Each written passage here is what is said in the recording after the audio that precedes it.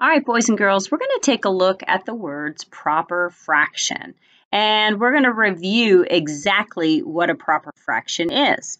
So we know that, first of all, we have a whole. This is a whole right here, all right? It's one whole. But we know that often what happens is we can take that whole and we can put it into parts. All right, so we can divide it in two parts. So we have one whole right here. Okay, it's the whole. And then we can take something and we can divide it into equal parts. Okay, so when we're talking about a proper fraction, what we need to do is we need to count how many parts we have. All right, so I see I have one part. Go ahead and use my pen. All right, I have one part, one part, two parts, three parts, four parts, five parts. So this has actually been divided into 5 parts, all right?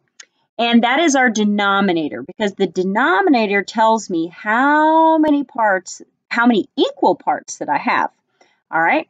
And then we're going to go ahead and we're going to color in some of these parts. All right, how about if we color those parts in? All right, then what the top number is going to tell me is it's going to tell me how many how many parts of that is shaded in. So I see 1 shaded in, 2 shaded in, 3. So this fraction right here tells me that there are a total of 5 parts, and out of those 5 parts, 3 have been shaded in. Now, 3/5, this 3/5 right here, is actually showing me that it is a proper fraction because the bottom number right here is telling me that I have 5 parts, but only 3 are colored in. So we didn't color in the whole. In fact, if I colored in the whole, it would look like this. And I could color in a whole, but I don't have a whole. I only have part of a whole. So a proper fraction is a fraction that is going to be under one whole. Okay, so 3/5 is this fraction, and the denominator, or the number down here, this 5 down here, is going to be larger than the top number. So my numerator is 3. That tells me I have 3 colored in, and 5 tells me how many total parts that I have. Let's try another one. Go ahead and clear that. All right, now I'll clean these off as well. So I'm going to leave up my whole so we understand what a whole looks like. And you know what? Let's go ahead and let's divide it into 10 parts. And I actually took a different shape this time too.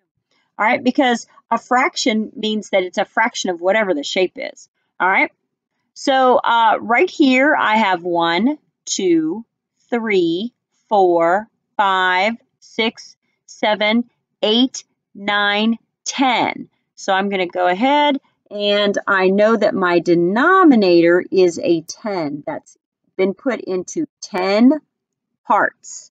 All right.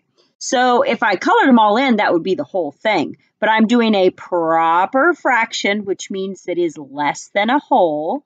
And I am going to color in just a few of them. Okay, hey, guess what I might even do? Huh. All right, might do that. But the whole thing is not colored in. So we're going to have to figure out what part of the fraction is shaded in. So I can go ahead and count those. I have 1, 2, 3, 4, 5, 6. So this tells me that 6/10 is the proper fraction. It is not the whole like we had a whole over here because we have some parts that are left out. And if you're looking, you can actually see that there are 4 parts that weren't colored in because if I had a whole, it would be 10/10, and we don't have a whole. So we have 6/10, which is a proper fraction. It is less than a whole. My denominator at the bottom is larger than the numerator at the top because it's saying out of the 10 parts, I only colored 6 of them in or shaded 6 of them in.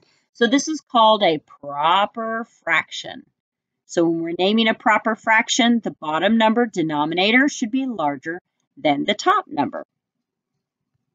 we're going to be practicing some of these, and you're going to have to tell me what the proper fraction is.